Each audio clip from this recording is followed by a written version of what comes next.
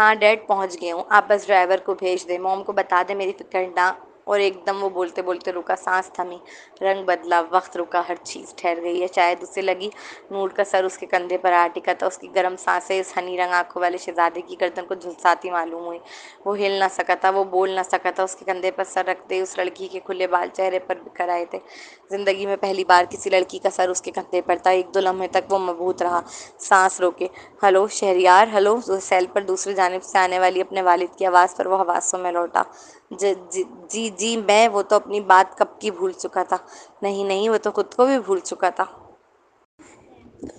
Welcome to our channel novels by Hasan Kanwal. السلام علیکم listener, کیسے ہو آپ سب لوگ؟ آئی ہوپ آپ لوگ سب ٹھیک ہوں گے، خیریت سے ہوں گے۔ تو جناب میں آپ لوگ کے لیے لے کر آئی ہوں حسن کنول کا ناول رازدار محبت کی قسط نمبر 6 لے کر۔ تو آئیے بغیر تاخیر کے اسٹارٹ کرتے ہیں۔ وہ برازیلیا کے ایئرپورٹ پر کھڑی تھی، رات کا وقت تھا۔ برازیلیا میں پرتگالی زبان رائج ہے، جس سے وہ بالکل بھی واقفیت نہیں رکھتی تھی۔ دو تین ڈرائیوروں نے اس سے پوچھا بھی کہ وہ کہاں جانا چاہتی ہے، لیکن وہ جواب نہ دے سکی۔ پھر اس کی ماں نے بتایا بھی تھا کہ یہاں پہ جرائم کی شرح بہت زیادہ ہے، اس لیے وہ محتاط رہے، جب تک وہ نہ آئیں کسی سے بات نہ کرے، کیونکہ نیا ملک تھا، اس لیے وہ خود بھی ڈری ہوئی تھی۔ کافی دیر تک وہ اپنا سوٹ کیس لیے کھڑی رہی، مگر اسے لینے کوئی نہ آیا۔ اب اس کی آنکھوں میں آنسو آنے لگے تھے۔ کیا اس کی ماں کے پاس اتنا وقت بھی نہیں تھا کہ اسے ایئرپورٹ لینے ہی آ جاتی؟ وہ کتنی ہی بار واٹس ایپ پہ کال کر چکی تھی انہیں، مگر کوئی جواب نہیں۔ اس نے غازیان کو بھی کال کی، مگر اس کا سیل بھی نہیں لگ رہا تھا۔ اب اس کے پاس انتظار کرنے کے علاوہ کوئی چارہ نہیں تھا۔ وہ سیٹ پر بیٹھ کر انتظار کرنے لگی۔ 1 گھنٹہ، 2 گھنٹے، حتیٰ کہ 3 گھنٹے گزر گئے۔ اب اسے نیند کے جھونکے آنے لگے تھے۔ وہ بخار میں تھی، اس کا بخار بڑھ رہا تھا، آنکھیں جلنے لگی تھی۔ اسی لمحے کوئی اس کے برابر میں آ کر بیٹھا۔ ہاں ڈیڈ پہنچ گیا ہوں، آپ بس ڈرائیور کو بھیج دیں، موم کو بتا دیں میری فکر نہ کریں۔ اگر آپ کے اس سست ڈرائیور کی مہربانی ہو گئی تو میں آدھے گھنٹے کا سفر 1 گھنٹے میں طے کر کے گھر پہنچ جا۔ اور ایک دم وہ بولتے بولتے رکا، سانس تھمی، رنگ بدلا، وقت رکا، ہر چیز ٹھہر گئی۔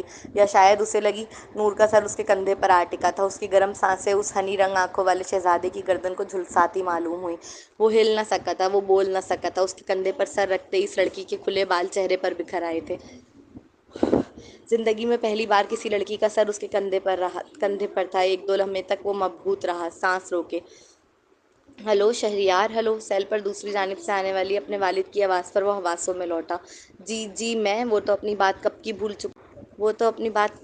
چکا تھا۔ نہیں نہیں، وہ تو خود کو بھی بھول چکا تھا۔ تم ٹھیک ہو نا؟ اچانک بولتے بولتے رک کیوں گئے؟ اس کے والد کی پریشان آواز پر وہ ہلکا سا بلش کر گیا۔ میں آپ سے گھر آ کر بات کرتا ہوں۔ کال ڈسکنیکٹ کرتے اب وہ اپنے کندھے پر سر رکھ کر سوتی ہوئی لڑکی کو دیکھنے لگا تھا۔ ہلو۔ اس نے اپنی شہادت کی انگلی نور کی پیشانی سے لگا کر فورس لگا کر سر اٹھانا چاہا، جس سے اس کی آنکھ 1 2 لمحوں کے لیے کھلی، مگر بخار کی شدت کے سبب آنکھیں دوبارہ بند ہونے لگیں۔ اس کو پتہ نہیں چلا اسے بخار ہو رہا ہے، اس نے انگلی لگائی تھی۔ خیر آگے بڑھتے ہیں۔ چہرے پر آنے والے بال کان کے پیچھے اڑستے اس حسین لڑکی نے بمشکل اس نوجوان کو دیکھا۔ وہ کسی دھن میں چھپا ہوا سا نظر آیا۔ اگر کچھ واضح ہوا تھا تو صرف اس کی وہ ہنی رنگ آنکھیں، جبکہ مقابل نور کی بری آنکھیں دیکھنے کے بعد منجمد سا رہ گیا تھا۔ بخار کی شدت بڑھنے کے سبب وہ سوچنے سمجھنے کی صلاحیت کھو بیٹھی تھی۔ اس نے 2 3 لمحے بمشکل مقابل کی آنکھوں میں جھانکا اور پھر واپس آنکھیں موند گئی۔ اس بار جب اس نے آنکھیں موندی تو مقابل اس کا چہرہ دیکھ کر رہ گیا تھا۔ وہ قیامت تھی، ایک حسین قیامت۔ اگلے ہی لمحے وہ اس پر سے بمشکل نگاہ ہٹا کر سامنے کی جانب دیکھتے ہوئے مسکرانے لگا۔ وہ ہلکا سا بھی ہل نہیں رہا تھا۔ اس نے محسوس نہیں کیا نور کا پورا جسم جل رہا تھا، اور کرتا بھی کیسے، اس کا تو خود کا جسم سن پڑ گیا تھا۔ نور، سائڈ سے کسی کی آواز آنے پر اس نے ہلکا سا نظر اٹھا کر دیکھا۔ ایک 15 16 سالہ لڑکا اسی کی جانب آ رہا تھا۔ نور، وہ لڑکا اب شہریار اور اس کے سامنے کھڑا تھا اور ان دونوں کو الٹی نگاہ سے تک رہا تھا۔ اس کے آواز دینے پر بھی نور کی آنکھیں نہیں کھل رہی تھیں۔ نور اٹھو نور۔ وہ کم عمر لڑکا شہریار کو عجیب نگاہ سے تکتے ہوئے جیسے ہی نور کا ہاتھ پکڑ کر اٹھانے لگا، اسے محسوس ہوا وہ تو آگ کی طرح جل رہی ہے۔ اسے تو بہت تیز بخار ہو رہا ہے، بس غازیان کا پریشان لہجے میں بڑبڑانا تھا کہ وہ جو منجمد ہوئے بیٹھا تھا فوراً اپنے کندھے پر سر رکھ کر سوتی ہوئی لڑکی کی جانب متوجہ ہوا۔ اسے تو واقعی بہت تیز بخار ہے۔ شہریار نے فوراً ہی اپنے ہاتھ کی پشت اس لڑکی کی پیشانی پر لگائی تھی، ٹیمپریچر چیک کرنے کی نیت سے۔ وہ بری طرح جل رہی تھی، گویا بھٹی۔ تم کون؟ اب غازیان شہریار سے کسی تفتیشی افسران کی طرح پوچھ رہا تھا۔ تم سے مطلب لڑکے؟ وہ ترچھی نگاہ سے اسے تکتے غرا کر جواب دہ ہوا۔ وہ دونوں اردو میں بات کر رہے تھے۔ ہاں میری بہن ہے، غازیان کے جتا کر کہتے ہی وہ اگلے ہی پل ٹھنڈا پڑا۔ او تو یہ کہو نا سالے، وہ مسکرا کر کہتا غازیان کو سر تا پاؤں تک ہلا گیا۔ کیا بکواس کر رہے ہو، وہ یہاں شادی کے لیے آئی ہے، غازیان نے مقابل کو کھا جانے والی نگاہ سے گھورتے ہوئے ٹوکا تو اس کی کچی ہوئی ساتھ ساتھ نہ جانے کیوں دل دکھتا سا محسوس ہوا۔ کس سے شادی ہو رہی ہے؟ اس بوڑھے آدمی سے جس سے یہ فالتو کا شرما شرما کر دکھا رہی تھی۔ اس کے سوال پر غازیان نے ایک تپتی ہوئی نگاہ اس کے حسین چہرے پر ڈالی۔ تمیز سے بات کرو، میرے ہونے والے جیجا کے بارے میں، اور تم کون ہوتے ہو یہ سب پوچھنے والے؟ وہ شہادت کی انگلی دکھا کر اب غصیلے لہجے میں استفسار کر رہا تھا۔ جیجا اور وہ بوڑھا باپ کی عمر گئے اس کی، شرم نہیں آتی تمہیں اپنی جوان بہن کی اتنے بوڑھے آدمی سے شادی کراتے ہوئے؟ شہریار کے بس چوٹ کرنے والے انداز میں کہنے کی دیر تھی کہ غازیان شرمندہ ہوا۔ جوان بیٹی کو گھر بٹھا کے نہیں رکھ سکتے، رشتے نہیں آ رہے تھے تو کیا کرتے؟ یہ اس کے الفاظ نہیں تھے، یہ ملائکہ بیگم کے جملے تھے جو انہوں نے اس کے منہ میں ڈال دیے تھے۔ غازیان تو خود بھی شادی کے خلاف تھا، لیکن جب اس کی ماں نے سمجھایا کہ اس کی بہن کی عمر نکل رہی ہے اور اچھے رشتے نہیں آ رہے، ساتھ ہی نور خود راضی ہوئی ہے اپنے باپ کی عمر کے بندے سے شادی کرنے کے لیے، تب جا کے وہ اس رشتے کے لیے رضامند ہوا تھا۔ یہی وجہ ہے؟ شہریار نے ایک آئی برو اچکا کر تفتیشی انداز میں پوچھا، ساتھ ساتھ وہ بغور اس کا چہرہ بھی دیکھ رہا تھا تاکہ پڑھ سکے کہیں وہ جھوٹ تو نہیں بول رہا۔ بالکل۔ تمہیں کیا لگتا ہے مجھے اور امی کو شوق آ رہا ہے آپ ہی کی شادی اتنی بڑی عمر کے لڑکے سے کرنے کی؟ وہ کم عمر لڑکا فوراً ہی جذبز ہو کر بولا تھا، تم غریب ہو؟ وہ تو وہیں کھڑے کھڑے اس کا پورا انٹرویو لے رہا تھا، وہ بھی اتنے حق سے جیسے نور اسی کی ہو۔ وہ کیسے مان لے اتنی خوبصورت لڑکی کے رشتے نہیں آ رہے تھے؟ لیکن وہ جانتا ہے پاکستان میں، خاص طور پر کراچی میں اس وقت جہیز کی بڑی ڈیمانڈ ہے، تو اب دوسری وجہ جہیز ہی بچتا ہے اس جیسی حور پری کے اتنے عمر رسیدہ شخص سے شادی کرنے کی؟ نہیں؟ ہاں، پتہ نہیں۔ غازیان ٹھیک طرح جواب نہیں دے سکا تھا اس سوال کا۔ فی الحال اگر آپ کی پوچھ تاچھ ہو گئی ہے تو کیا میں اپنی بہن کو لے جاؤں؟ اسے بخار ہو رہا ہے، اسے ڈاکٹر کی ضرورت ہے۔ غازیان اب خاصا جھنجھلا کر پوچھ رہا تھا، کیسے لے کر جاؤ گے؟ وہ اسے سر تپاؤں تنقیدی نظروں سے تکتے ہوئے استفسار کرنے لگا۔ ہوش نہیں آ رہا اسے تو ظاہر سی بات ہے اٹھا کے لے کے جاؤں گا نا، وہ دانت پیستے ہوئے منہ پھلا کر بولا۔ تم اور اسے اٹھاؤ گے؟ ہرگز نہیں۔ صحت دیکھو جا کر اپنی، پہلے ہمارے یہاں کی ککڑی بھی تم سے زیادہ صحت مند ہوگی، منہ بسوڑتے ہوئے کہہ کر اس کی جسمانی صحت کا ٹھیک ٹھاک تیا پانچا کر کے اب وہ نور کی جانب متوجہ ہوا تھا۔ وہ تو بے خبر سو رہی تھی، یہ سوچتے ہوئے کہ اس کا کوئی نہیں ہے دنیا میں۔ اگر وہ اٹھی ہوئی ہوتی تو دیکھتی کیسے وہ دونوں اس کے لیے مسلسل لڑ رہے ہیں۔ اٹھو! اتنا کہہ کر اس نے فوراً ہی اس کا چہرہ اپنے کندھے سے اٹھایا، اس کا چہرہ جل رہا تھا بری طرح۔ اگلے ہی پل کھڑے ہو کر غازیان کو احتجاج کرنے کا موقع دیے بغیر نور کے نازک سراپے کو اپنی باہوں میں بھر گیا تھا۔ ہے، میں تمہیں جانتا بھی نہیں ہوں، تم میری بہن کو ایسے نہیں اٹھا سکتے۔ غازیان فوراً ہی احتجاجاً چیخ اٹھا تھا، مگر وہ کب سن رہا تھا، وہ تو آگے بڑھتا چلا جا رہا تھا۔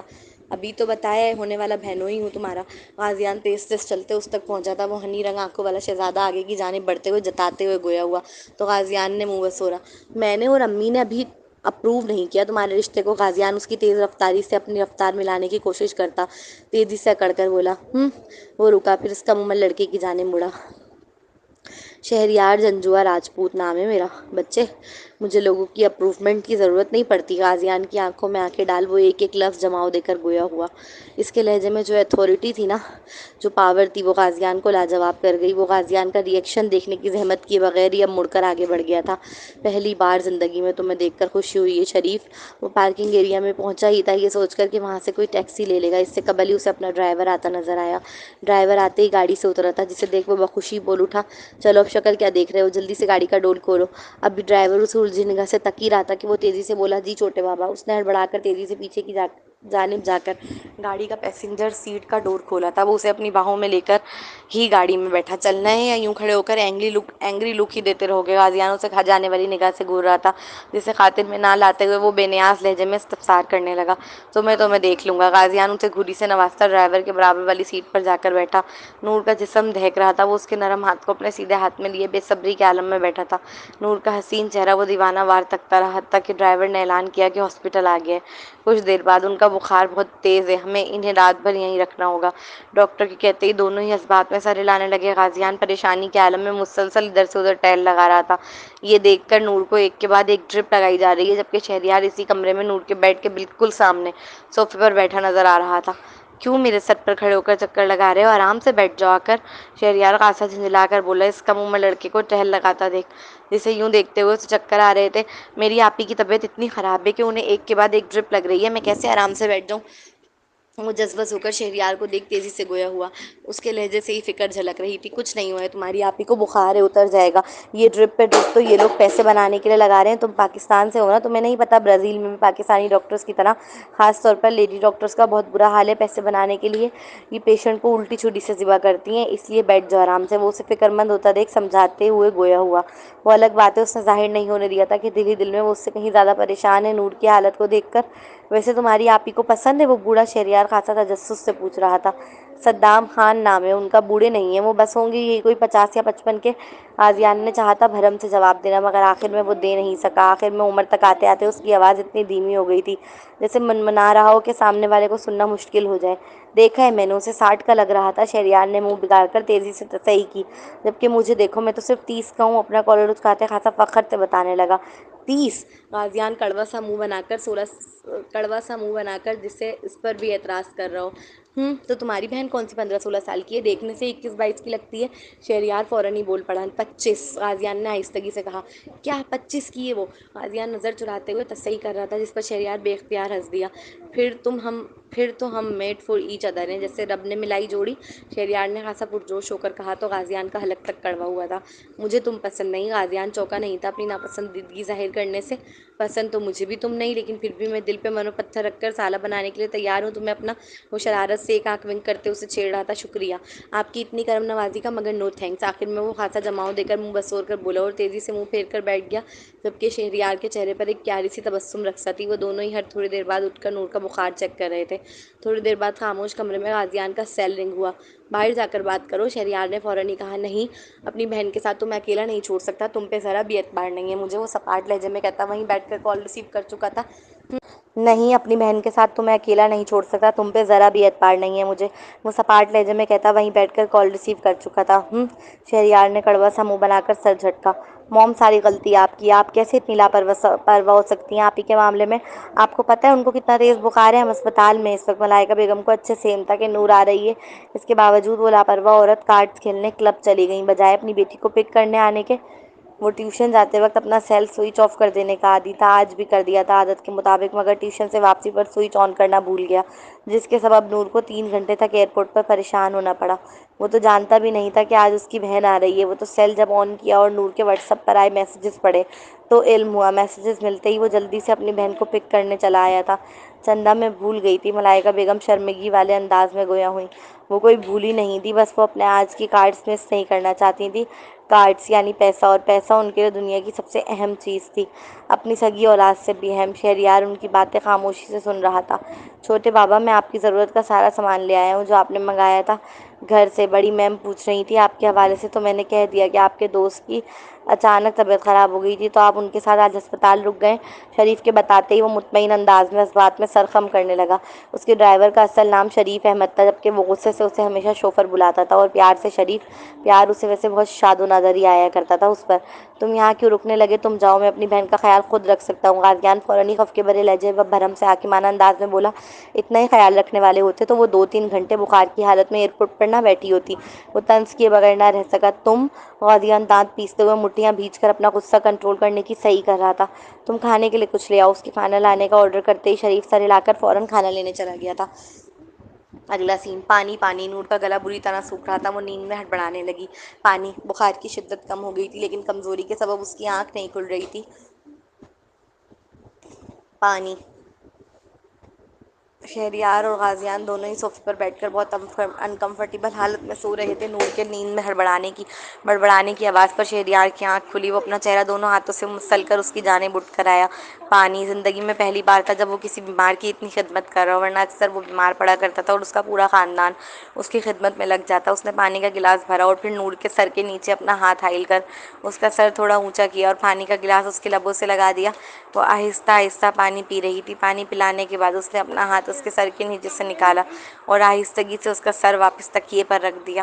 بہت کچھ ابھرا تھا ان انہی رنگ آنکھوں میں جس سے وہ لڑکی انجان ہو کر سو رہی تھی۔ وہ وہیں چیئر لگا کر اس کے برابر میں بیٹھ گیا تھا اور اپنا سر اس کے بیڈ پر ٹکا دیا جہاں نور کا ہاتھ رکھا ہوا تھا۔ وہ نور کے حسین چہرے کو فرصت سے تک رہا تھا۔ وہ سوتی ہوئی کسی پری سے کم معلوم نہیں ہو رہی تھی۔ اسے تکتے تکتے کب نیند نے اپنی آغوش میں لیا اسے خبر نہیں۔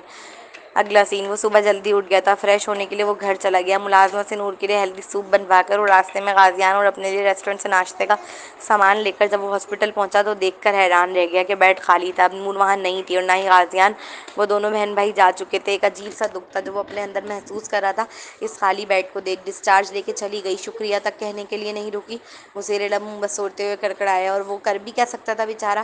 اگلا سین، شہریار اسپتال سے نکل رہا تھا اور سامنے سے زویا اندر داخل ہو رہی تھی۔ وہ تحریم کے کمرے تک پہنچی تو دروازے پر آنے والی آوازوں نے اس کے قدم روک دیے۔ میں ٹھیک ہوں، تم میری اتنی فکر مت کرو، یہ تحریم کی آواز تھی۔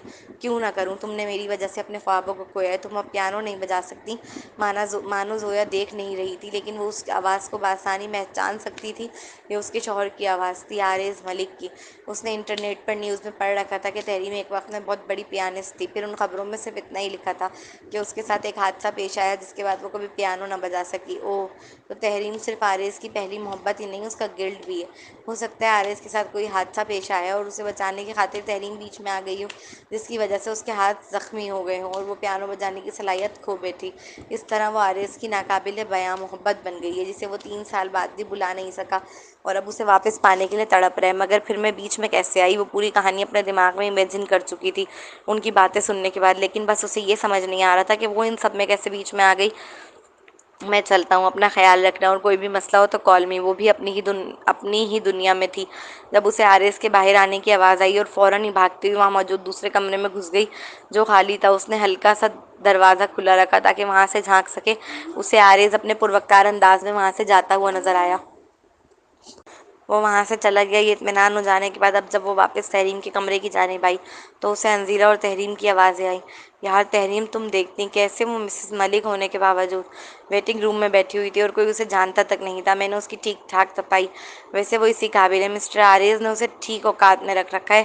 انزیلہ اور تحریم اسی کا مذاق اڑا رہی تھیں۔ یہ جاننے کے باوجود وہ دروازہ نوک کر کے مسکراتی ہوئی کمرے میں داخل ہوئی۔ اسے دیکھتے ہی وہ دونوں چھٹپٹا گئیں۔ زویا، تحریم فوراً ہی معصومانہ مسکراہٹ چہرے پر سجائے بولی۔ ہلو، امید ہے آپ کو ڈسٹرب نہیں کیا ہوگا، زویا نے مسکراتے ہوئے کہا۔ کتنی عجیب بات تھی، اسے اپنے ہی شوہر کی مدد کے لیے آج ایک غیر عورت سے سفارش کروانے آنا پڑا تھا۔ وہی جانتی ہے وہ کس دل سے اس وقت تحریم کے سامنے مسکرا رہی تھی۔ تم بے شرم کہیں کی، جب دل چاہتا ہے منہ اٹھائے چلی آتی ہو۔ تم آخر مسٹر عارض اور تحریم کو اکیلا کیوں نہیں چھوڑ دیتی؟ انزلہ اسے دیکھتے ہی منہ پھٹ ہو کر بولی۔ کیا مس تحریم، ہم بات کر سکتے ہیں؟ زویا نے بھونکنے والی کتیا گمان کر انزلہ کی بات کو ہوا میں یوں گل کر دیا جیسے وہ کبھی بولی ہی نہ گئی ہو۔ بات اور مجھ سے؟ تحریم جو لیٹی ہوئی تھی وہ تھوڑا پریشان ہوتی نظر آئی۔ بات اور مجھ سے؟ تحریم جو لیٹی ہوئی تھی وہ تھوڑا پریشان ہوتی نظر آئی۔ اس نے آنکھیں سکیڑ کر زویا کو بغور دیکھا۔ ہاں، عارض کے حوالے سے تو کیا ہم کچھ دیر اکیلے میں بات کر سکتے ہیں؟ ٹھیک ہے انزلہ، ذرا باہر جانا۔ بات عارض کے حوالے سے تھی۔ یہ سنتے ہی وہ فوراً راضی ہو گئی تھی۔ اس نے انزلہ سے باہر جانے کا کہا تھا تو بجائے وہ باہر جانے کے فکر مندی سے بولی، نہیں، میں تمہیں اس چڑیل کے ساتھ اکیلے نہیں چھوڑ کر جا سکتی۔ کون جانے یہ کیا کر دے تمہارے ساتھ؟ زویا تعجب سے انزلہ کو تکنے لگی۔ سب سے زیادہ مظلومیت کے مقام پر کھڑے ہونے کے باوجود لوگ اسے اس طرح ٹریٹ کر رہے تھے جیسے وہی کہانی کی ویلن ہو۔ مس زویا بدل گئی ہیں اب، اس نے آنکھوں ہی آنکھوں میں انزلہ کو جانے کا کہا، تب جا کے وہ اسے زویا کے ساتھ چھوڑ کر جانے کے لیے راضی ہوئی۔ تو کہیں، کیا کہنے آئی ہیں آپ؟